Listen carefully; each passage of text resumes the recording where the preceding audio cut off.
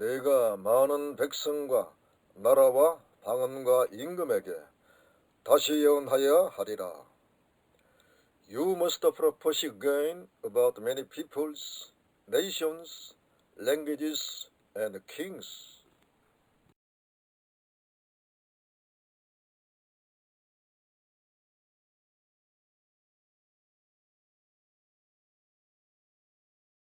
The first angel sounded his trumpet, and there came hail and fire mixed with blood, and it was hurled down upon the earth. A third of the earth was burned up, a third of the trees were burned up, and all the green grass was burned up. Kai ha protas esopisen, kai eginata kaladza kai pur, memigmena in haimati, kai eblethe estain gain, kai ta triton tes gaze kata kae, kai ta triton ton dendron kata kae, kai pas cortas chloras kata kae. 할렐루야. 사랑하는 성도 여러분, 동역자 여러분, 주님의 평강이 함께 하시기를 축복합니다. 오늘도 계시록 8장 강해가 이어집니다.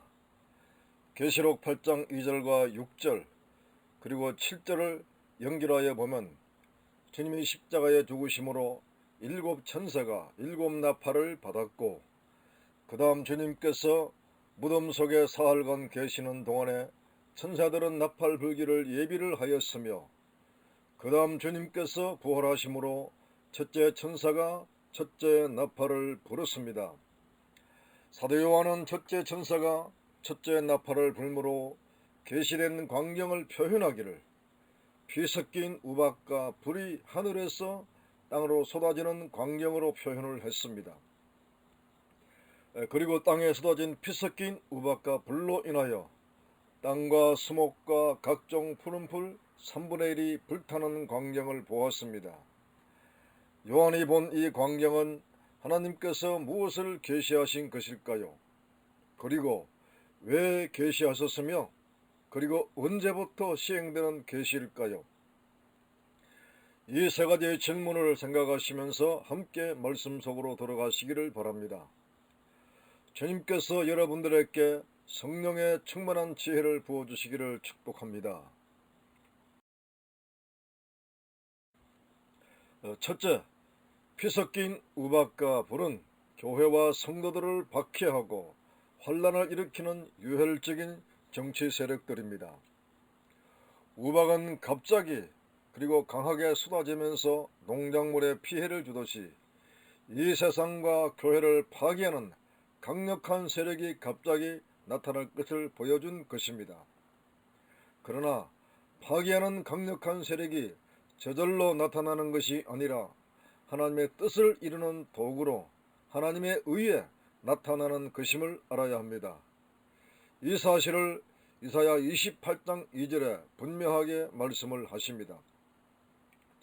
보라, 적혀있는 강하고 힘있는 자가 쏟아지는 우박같이, 파괴하는 강풍같이, 큰 물의 창이람같이 손으로 그 멸류관을 땅에 던지리니.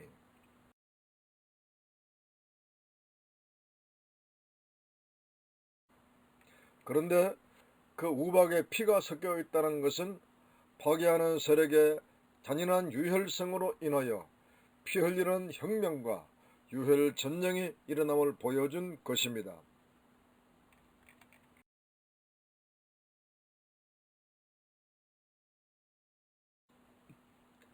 그리고 피 섞인 우박과 함께 불이 나는 것은 이 불은 악한 마귀의 사상을 가지고 유혈혁명 및 전쟁을 일으키는 세력들로 인하여 환란의 불이 일어나고 소멸의 불이 일어난다는 사실을 보여준 것입니다. 주님은 누가복음 12장 49절에 내가 불을 땅에 던지러 왔느니라고 말씀하셨습니다. 주님께서 땅에 던지겠다는 이 불은 성령의 불이요 사랑의 불입니다. 그러나 파괴하는 정치 세력들을 통하여 일어나는 이 불은 정반대의 불입니다. 교회와 성도들에게는 환란의 불이요, 이 땅을 영육간에 소화시키는 전쟁의 불이요 멸망의 불입니다. 피 섞인 우박과 불로 상징 표현된 이 세력은 계시록 6장의 7인 계시 중에는 붉은 말탄자의 모습과 사역의 모습을 더 구체적으로 조명해 주셨음을 아시기를 바랍니다.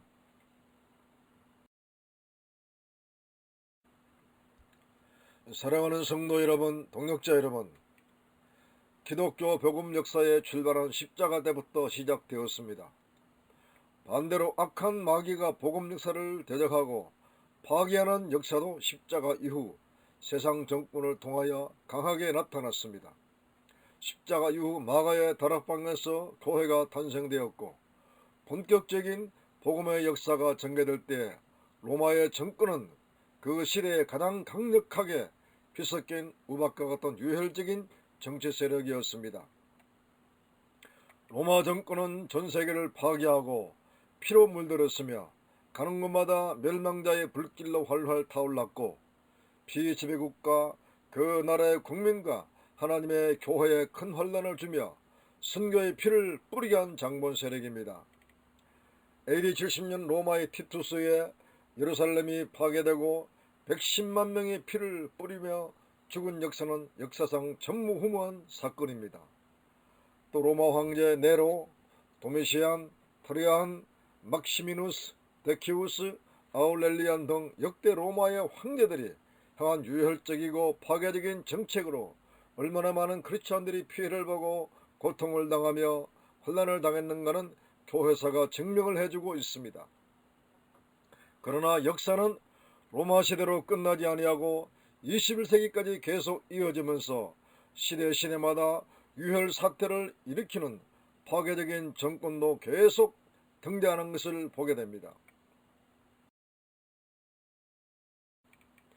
특별히 20세기 초반의 공산주의 국가의 등장은 그야말로 피섞인 우박이 갑자기 쏟아지듯이 이 땅에 쏟아짐으로 공산주의 혁명의 불길이 한때는 전 세계 전체의 3분의 1에 가깝게 불탈 때가 있었습니다.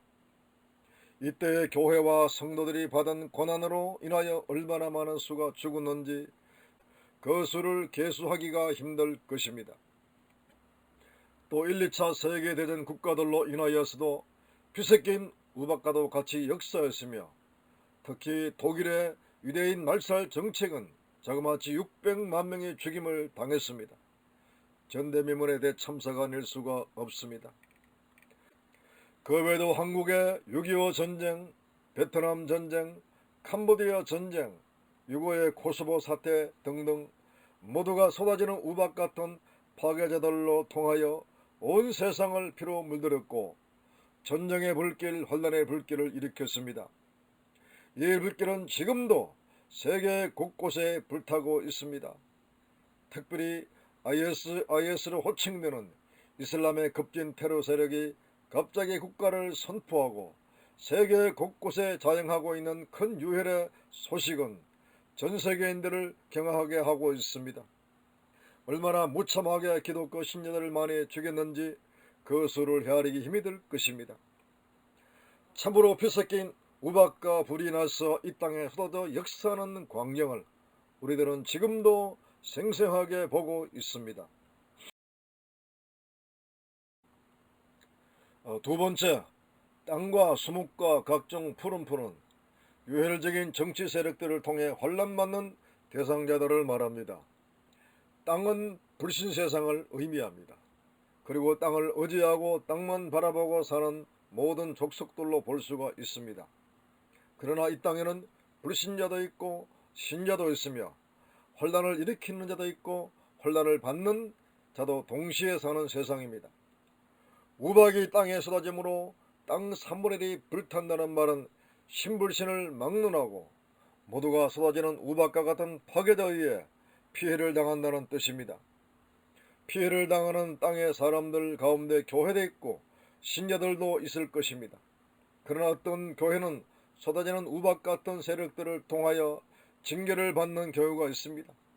또 어떤 교회나 성도에게는 고난의 십자 같은 환란이 되기도 합니다. 이는 영광이요 축복입니다.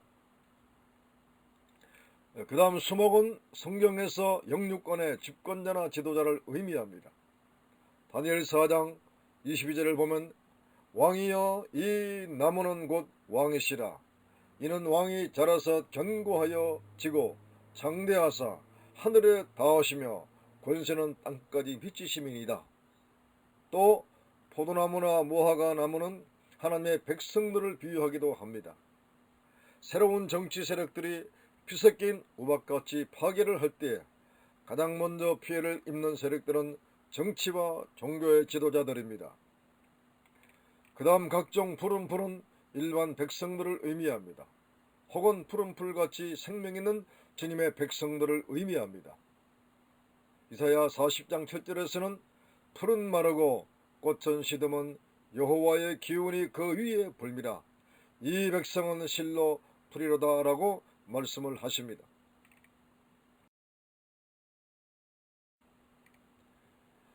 자, 하나님께서 피섞인 우박 같은 세력들을 통하여 왜 교회와 성도들이 이 엄청난 환난을 받게 하셨을까요? 첫 번째, 영적 전쟁을 통해서만 하나님의 나라가 건설되기 때문입니다. 구속사를 영적 전쟁을 통하여 성취를 시키시는 것은 하나님의 경륜 계획입니다. 마귀는 복음이 가는 곳마다 언제나 대적하며 박해를 가했습니다. 이 박해가 피섞인 우박 같은 강력한 정치 세력들로 인하여 일어나기 때문에 주님의 백성들이 환난을 받을 수밖에 없는 것입니다. 두 번째, 타락한 이 세상에서 하나님의 거룩한 백성들을 얻으시는 하나님의 방법이기 때문입니다.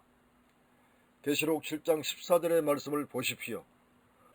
구원받을 수많은 백성들이 큰 환난에서 나온다고 말씀하신 것을 보게 됩니다.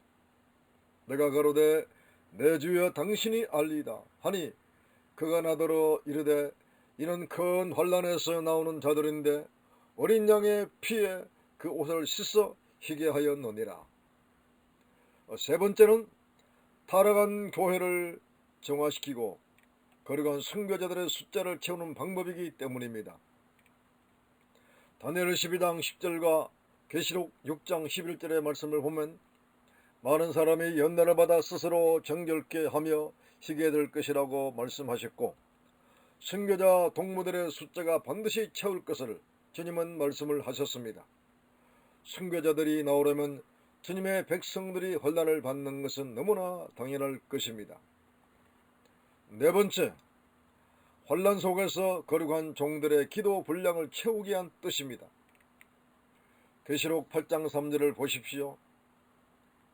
또 다른 천사가 와서 제단 곁에 서서 금향로를 가지고 많은 향을 받았으니 이는 모든 성도의 기도들과 합하여 보좌 금단에 드리고자 함이라.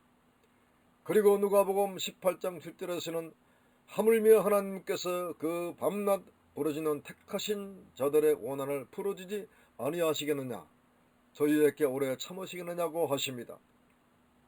혼란 속에서도 순교자들의 기도향과 성도들의 기도향은 지금도 계속 하나님 보답 금단을 향하여 올라가고 있습니다. 성도 여러분, 동역자 여러분, 땅과 수목과 각종 푸른 풀은 결코 자연계를 말하는 것이 아닙니다. 피섞인 우박과 불을 상징계시로 보고 그 영적 의미를 닫았기 때문에 피해를 입는 땅과 수목과 각종 푸른 풀도 상징계시로 보고 그 영적 의미를 찾아서 말씀을 드렸습니다. 첫째 나팔 계시를 문자 그대로 볼 경우는 옛날 모세 때 애굽에 임한 우박장의 모습과 흡사할 것입니다. 그러나 거듭 말하지만 첫째 나팔에서 넷째 나팔까지는 최종적인 심판이 아닙니다. 최종적인 심판은 일곱째 나팔인데 그 일곱째 나팔의 심판이 오기 전에 환란의 양상을 십자가 때부터 대환란 때까지 보여주신 계시입니다. 모세 때 애굽에 임한 우박재앙은 이스라엘 향한 심판이 아니라 애굽을 향한 하나님의 심판이었다는 사실을 기억하시기 바랍니다. 2000년이 넘는 역사 속에서 이 세상과 기독교는 수도 없이 파괴자들의 유혈적인 정책으로 땅과 수목과 각종 푸른 풀이 피해를 입었습니다.